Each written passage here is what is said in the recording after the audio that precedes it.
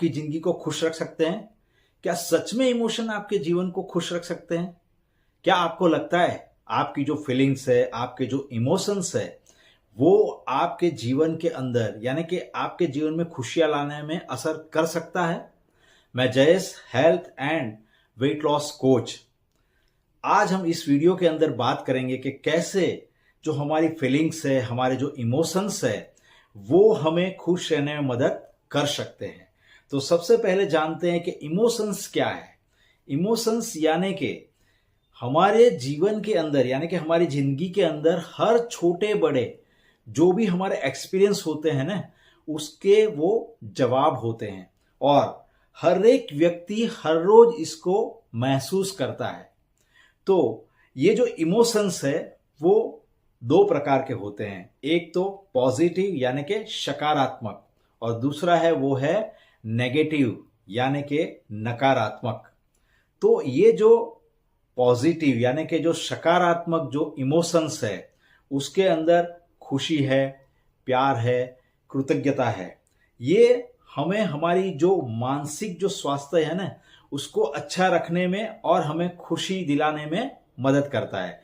वहीं पे जो नेगेटिव इमोशंस है, जैसे कि कोई भी तनाव होना, कोई भी स्ट्रेस होना, गुस्से हो जाना, ये जो सारे जो चीजें हैं, ये जो सारे नेगेटिव इमोशंस है, ये हमारे शरीर के अंदर यानी कि हमें दुख देता है, हमें दर्द देता है। तो ऐसे नेगेटिव इमोशंस जो होते हैं, उसको किस तरीके से संभालना वो भी सीखना बहुत ही जरूरी है। तो चलो अभी हम जानते हैं कि कुछ ऐसे इमोशंस जो सकारात्मक है, पॉजिटिव इमोशंस है, जो हमें खुश रहने में मदद करते हैं। जैसे कि कृतज्ञता।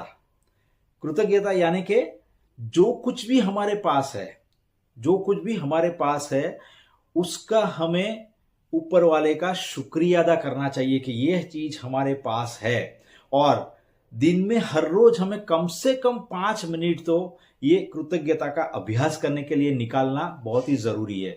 और ये चीजें क्या होगी, ये चीजें करने से हमारे शरीर के अंदर हमें खुशी और संतुष्टि दोनों चीजें मिलेगी। दूसरा जो है वो है एंजॉय यानी कि आनंद। देखो, आपको जो कोई भी चीजें यानी कि जो कोई भी काम जो आपको पसंद है और जो आपको आनंद देता है, उसको आपको करते रहना चाहिए। और आपकी जो कुछ भी हॉबी है और आपके जो भी परिवार वाले हैं, आपके जो दोस्त है, उन लोगों के पीछे आपको समय देना है, यानी कि उनके साथ समय को आपको बिताना है और खुद के लिए भी आपको समय को निकालना है। तो ये सारी चीजें करने से यानी कि ये जो छोटे छोटे खुशी के जो पल है ना, वो हमारे जीवन के अंदर बहुत बड़ी खुशियां भर देता है हमारे जीवन के अंदर, बराबर। तो ऐसी चीजों को हमें एंजॉय करना है। तीसरी जो चीज है वो है दया, यानी कि दयालु बने, किसी की मदद करे। हर कोई व्यक्ति की मदद करने की हमारी भावना होनी चाहिए। मदद करने से अंदर से आंतरिक रूप से हमें एक बहुत ही अच्छी सी खुशी मिलती है। ये आप लोगों ने भी अनुभव किया होगा, बराबर। तो हमेशा दयालु बने और लोगों की मदद करते रहें।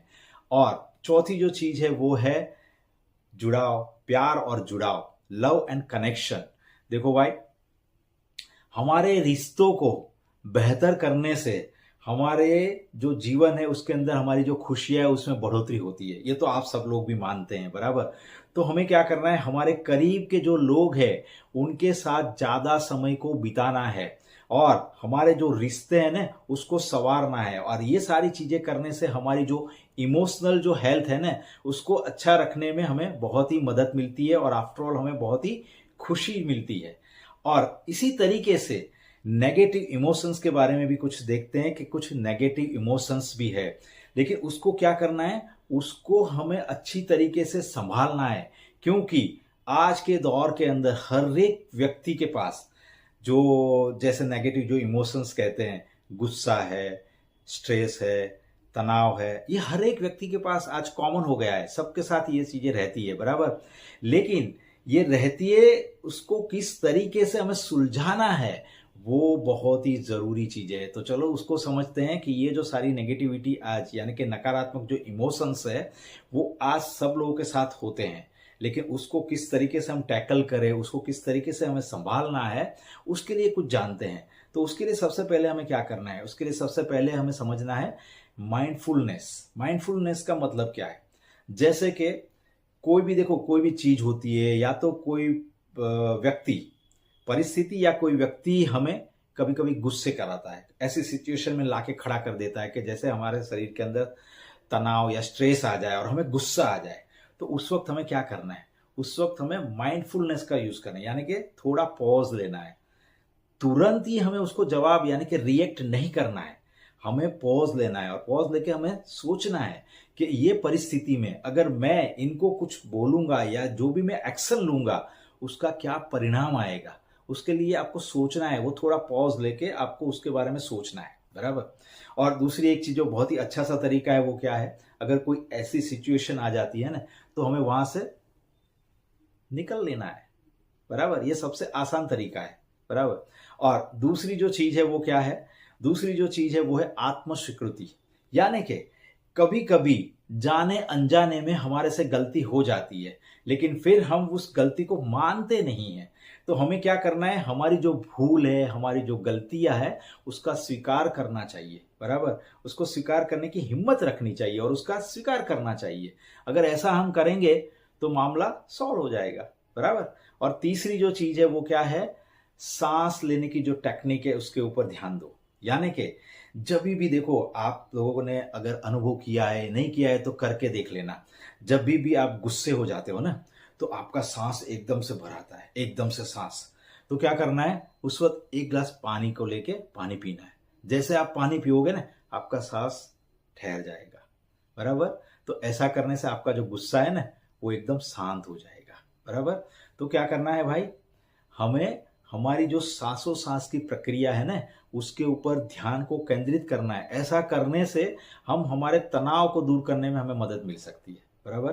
तो ये सारी जो चीजें हैं ना, ये सारी चीजों को करते रहने से, यानी कि मेडिटेशन है, ये सारी चीजें जो है उसको करते रहने से क्या होगा? हमारे शरीर के अंदर जो नेगेटिविटी है, नेगेटिव जो इमोशंस है ना, उसको हम कम करने में हमें मदद मिल सकती है। तो अभी खुशी के लिए साइंस क्या कहता है उसके बारे में समझते हैं।